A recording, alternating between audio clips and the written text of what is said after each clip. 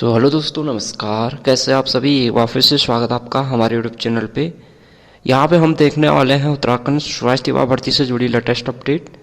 तो एक एक करके हम यहाँ पे सारी अपडेट जानेंगे जो उत्तराखंड सरकारी भर्ती जिसमें स्वास्थ्य विभाग भर्ती है उसको लेकर जो लेटेस्ट अपडेट है वो हम यहाँ पे देखेंगे।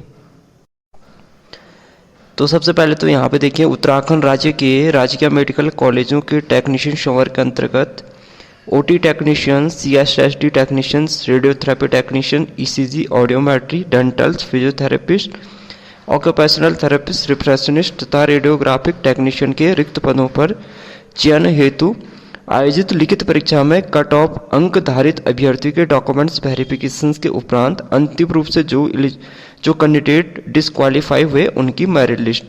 ठीक है, तो ये जो मेरिट लिस्ट तैयार की गई है कि इनका जो है डॉक्यूमेंट्स वेरिफिकेशन में किसी न किसी तरीके से इनका डॉक्यूमेंट्स वेरिफिकेशन में जो है रिजेक्शन हुआ है, यानी कि जो है ये जो है जो इन्होंने आवेदन में जो डॉक्यूमेंट्स लगाए हैं उनको वहाँ पे प्रस्तुत नहीं कर पाए। तो जो है कुछ ना कुछ जो रीज़न रहा है जिसके कारण इनका जो है जो इसमें जो है ये डिस्क्वालीफाई हुए हैं। तो यहाँ पे सबसे पहले जैसे ओटी टेक्नीशियंस की बात कर लेते हैं। तो यहाँ पे देखिए कॉज ऑफ रिजेक्शंस क्या लिखा हुआ है कि अभ्यर्थी आवेदन करने की अंतिम तिथि दिनांक 27 जनवरी 2022 तक उत्तराखंड पैरामेडिकल काउंसिलिंग में उसका रजिस्ट्रेशन नहीं है। अभ्यर्थी द्वारा आवेदन करने की अंतिम तिथि दिनांक 27 जनवरी 2022 के उपरांत दिनांक 1/4/2022 को उत्तराखंड पैरामेडिकल काउंसिलिंग में रजिस्ट्रेशन करवाया गया है। प्रश्नगत पद हेतु जारी विज्ञापन की सर संख्या 6 में स्पष्ट उल्लेख किया गया है कि अभ्यर्थी का स्टेट मेडिकल फैकल्टी अथवा उत्तराखंड पैरामेडिकल काउंसिलिंग में ऑनलाइन आवेदन करने की अंतिम तिथि तक वैध या रिन्यूअल जो है परमानेंट रजिस्ट्रेशन होना अनिवार्य है अथवा अभ्यर्थी को यहाँ पर डिस्क्वालीफाई किया जाता है। उसके बाद जो है अभ्यर्थी ने प्रत्यावेदन प्रस्तुत किया है। तो जो प्रत्यावेदन प्रस्तुत किया है उसमें उल्लेख किया गया है कि उत्तराखंड पैरामेडिकल में पंजीकरण हेतु उनके द्वारा आवेदन किया था जिसकी रसीद संलग्न की गई है।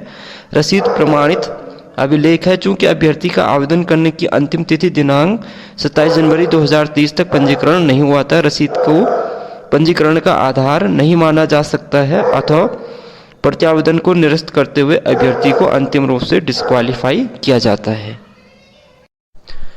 इसी तरीके से और कैंडिडेट का भी है जिनको कि डिस्क्वालीफाई यहाँ पे किया गया है और इन कैंडिडेट को जो है यहाँ पे जिन्होंने जो है प्रत्यावेदन लिया था उसका भी यहाँ पे फाइनल डिसीजंस आयोग की तरफ से जो आया है वो भी यहाँ पे लिखा गया है। ठीक है, उसके बाद जो इन पदों के लिए जो ये टेक्नीशियन संवर्ग के जो पद हैं इनमें जो अंतिम परीक्षा परिणाम आया है वो भी हम यहाँ पे देख लेते हैं कि जिन कैंडिडेट का यहाँ पे सिलेक्शंस हुआ है। तो जैसे आप ओटी टेक्नीशियंस के लिए देख रहे हैं तो ओटी टेक्नीशियन में टोटल जो कैंडिडेट है जिनका सिलेक्शंस हुआ है 39 कैंडिडेट यहाँ पे जिनका यहाँ पे सिलेक्शंस हुआ है। इसी तरीके से और पद कोड का भी आप देख सकते हैं। तो यहाँ पे कुछ इंस्ट्रक्शंस भी यहाँ पे दिए हैं कि जो है ईडब्ल्यूएस के विज्ञापित कुल 6 पदों में से 5 पदों हेतु पात्र अभ्यर्थी उपलब्ध न होने के कारण उत्तराखंड शासन द्वारा जारी अधिसूचना संख्या दिनांक 27 जनवरी 2021 के क्रम में इन पदों को जनरल कैटेगरी में समायोजित किया गया है। इसी तरीके से ओटी टेक्नीशियन में 23 पदों में जो है जिसमें कि पुरुष श्रेणी का 1 पद है। ठीक है, और दिव्यांगजन का 1, अनुसूचित जाति के 10 पद, अनुसूचित जनजाति के 2 पद तथा ओबीसी के 9 पद पर पात्र अभ्यर्थी उपलब्ध न होने के कारण इन पदों को अग्रणित किया जाता है। तो इसी तरीके से और पदों के लिए भी यहाँ पे इन्होंने दिया हुआ है।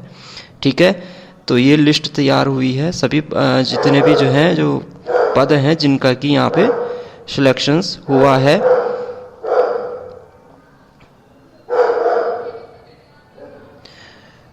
और जो अंतिम कट ऑफ है, अंतिम कट ऑफ पे मैं सेपरेट वीडियो बना दूंगा क्योंकि जो है वीडियो बनाना अभी जो है कंप्लीट वीडियो बनाना यहाँ पे पॉसिबल नहीं है।